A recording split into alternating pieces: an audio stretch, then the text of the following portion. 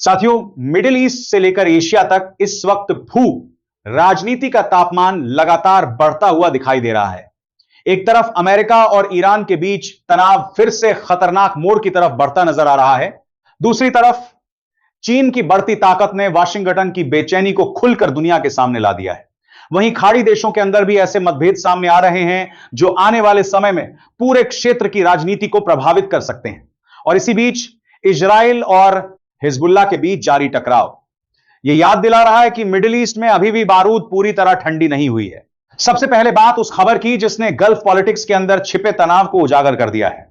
अक्सर दुनिया को यह लगता है कि खाड़ी देशों की नीतियां एक जैसी होती हैं और ईरान को लेकर सभी एक ही लाइन पर खड़े दिखाई देते हैं, लेकिन अब सामने आई रिपोर्ट कुछ और ही कहानी बयां कर रही है।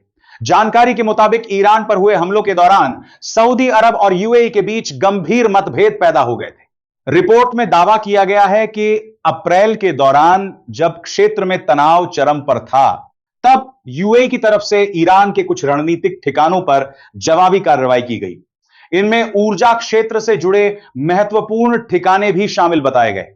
इन कार्रवाइयों ने तेहरान को नुकसान पहुंचाया, लेकिन इसके साथ ही पूरे क्षेत्र में तनाव और बढ़ गया। यहीं पर सऊदी अरब चिंतित हो गया। रियाद को डर था कि यदि यह सिलसिला जारी रहा तो ईरान बदले में पूरे खाड़ी क्षेत्र के ऊर्जा ढांचे को निशाना बना सकता है।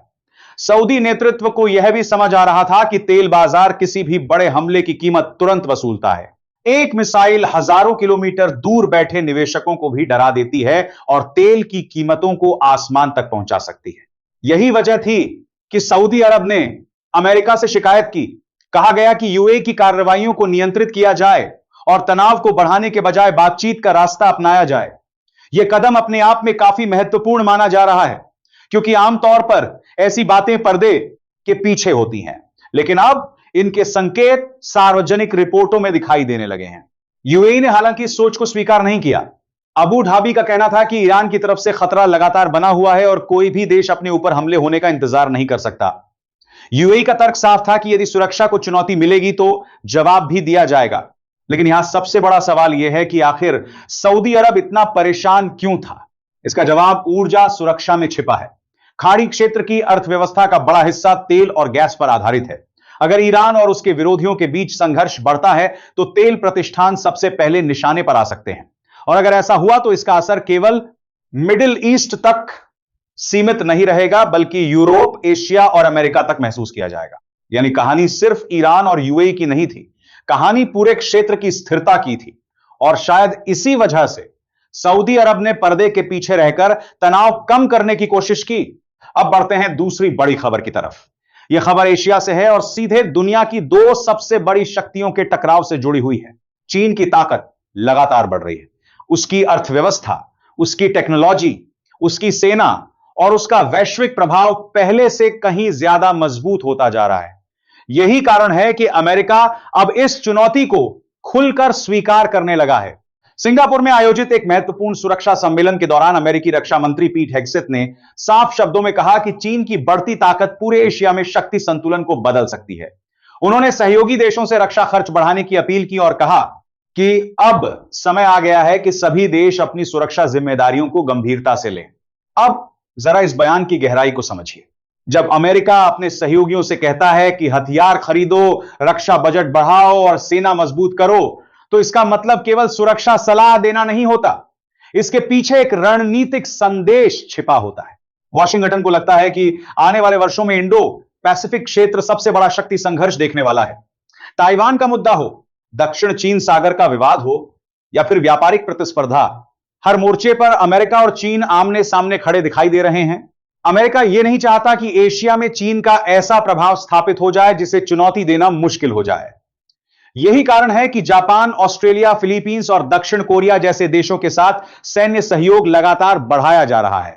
न्यूज डेस्क से साफ दिखाई दे रहा है कि अमेरिका अब केवल बयान नहीं दे रहा, बल्कि आने वाले समय की तैयारी भी कर रहा है।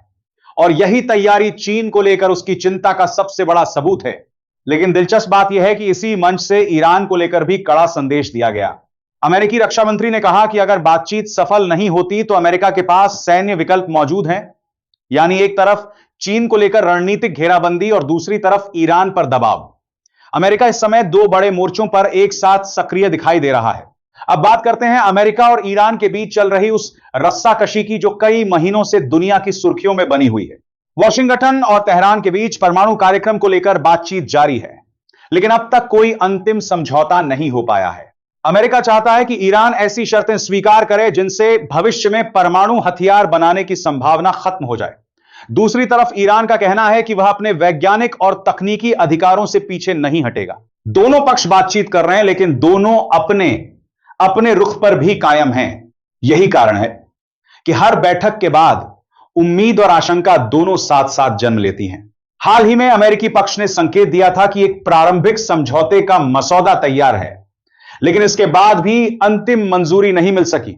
यानी बातचीत चल रही है, लेकिन मंजिल अभी भी दूर दिखाई दे रही है। और यही से चिंता बढ़ जाती है, क्योंकि इतिहास गवाह है कि जब बातचीत लंबी खिंचती है और भरोसा कम होता है, तब गलतफहमियां बढ़ने लगती हैं। और अंतरराष्ट्रीय राजनीति में कई बार गलतफहमियां भी युद्ध का कारण बन जाती हैं। इसी बीच ईरान के राष्ट्रपति मसूद पेजेशकियन का बयान सामने आया।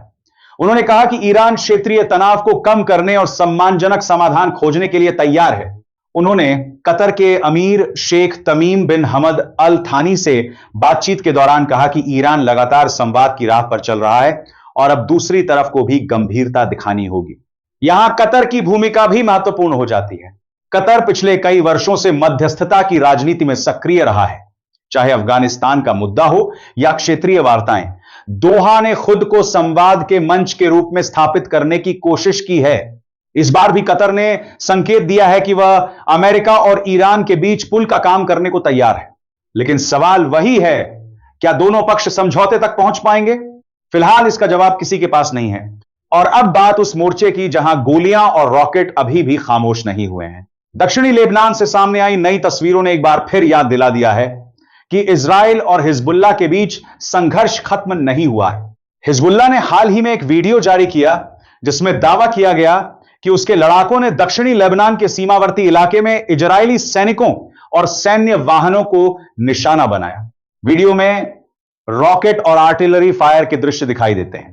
दावा किया गया कि यह कार्रवाई उस समय की गई जब इजरायली सेना इलाके में आगे बढ़ने की कोशिश कर रही थी। सीमावर्ती क्षेत्र लंबे समय से संघर्ष का केंद्र बना हुआ है। यहां पर अक्सर दोनों पक्ष एक दूसरे पर हमलों का आरोप लगाते रहते हैं। भले ही यह टकराव किसी पूर्ण युद्ध का रूप न ले, लेकिन स्थानीय स्तर पर इसका प्रभाव बेहद गंभीर होता है। हर रॉकेट के साथ तनाव बढ़ता है, हर जवाबी कार्रवाई के साथ बदले का चक्र और मजबूत होता है, और हर नए वीडियो के साथ दुनिया को यह संदेश मिलता है कि संघर्ष अभी खत्म नहीं हुआ।